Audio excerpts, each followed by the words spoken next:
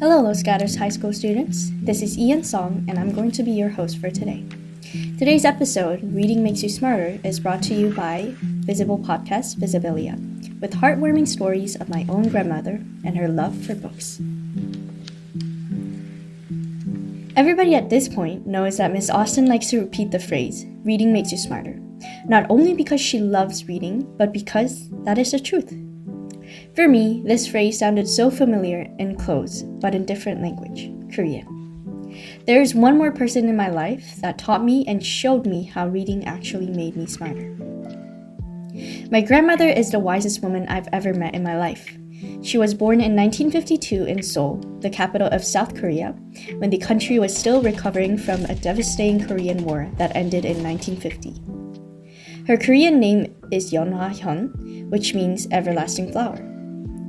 Through her tough childhood, she grew up to be a mother figure for my sister and I when both of my parents were at work. Up till I left Korea at the age of 9, my grandmother's house felt closer than my house. I spent days and nights with my grandma and learned such valuable lessons that I will learn and uphold for the rest of my life. Her days always started with a bowl of cereal and the daily newspaper delivered to our door, even before the heat of the printer on the paper had not yet faded away. When I peeked out of my room into the kitchen, she would take out a bowl decorated with half-erased Winnie the Pooh print and Winnie the Pooh spoon and forks, which I love to eat breakfast with, before I even say a word. She greeted me every morning with the new greetings that she learned in her English class, the one that she still goes to for fun in the local community center, and words that I couldn't understand. Then she would split the newspaper in half, giving me my portion to read as I ate my breakfast.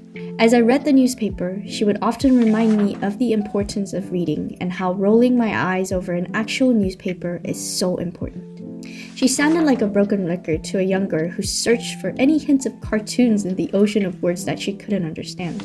But if I think back on it now, all of my grandma's words were truthful and wise advice. My grandmother loved to sit on the balcony in the squeaky old wooden chair with a footstool that was always there. She spent most of her days cleaning the house, taking care of us, or reading books.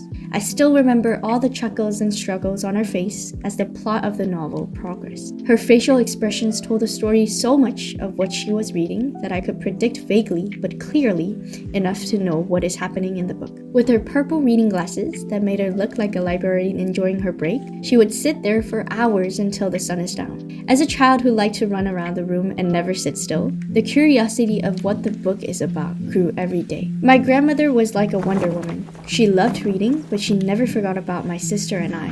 Whenever we needed her, she placed her book down on the table and came straight to us. When my parents were both busy, she became our mother and father. My grandmother never separated us from what she liked and what we liked. She wanted to invite us to join to doing things she loved. She wanted to share the values and wisdom that took her years and years to learn over the course of her life with us. She taught me how to read books, how to enjoy them. It wasn't a boring lesson of her repeatedly saying, read books, tearing my ears off, but it was her enjoyment, and the love that I could even feel as a child that moved me to be curious about reading. One action of her and a day of her life made a greater impact than 1,000 words my school teacher said in a year in school. The reason why I could remain almost perfectly bilingual after leaving my home country for 9 years heavily relies upon the habit I created admiring my grandmother. The habit of enjoying reading, something that is worth much more than any habits that I developed in my life. Reading book in my mother tongue connected me to my 할머니, which means grandmother in Korean, back in Korea, and we recommended books to each other that kept us in touch. I love her so much, but I know that there is not that much time left that I could spend with her, so I will uphold her words. 사람은 현명해야 돼. 그게 다 신문과 책에서 얻어지는 게 아닐까 이런 생각이 들었어. 책을 읽든 신문을 보든 잡지를 보든 만화를 보든 다 읽는 데서 공간을 다 이렇게 얻을 게 있어. I love you, 할머니.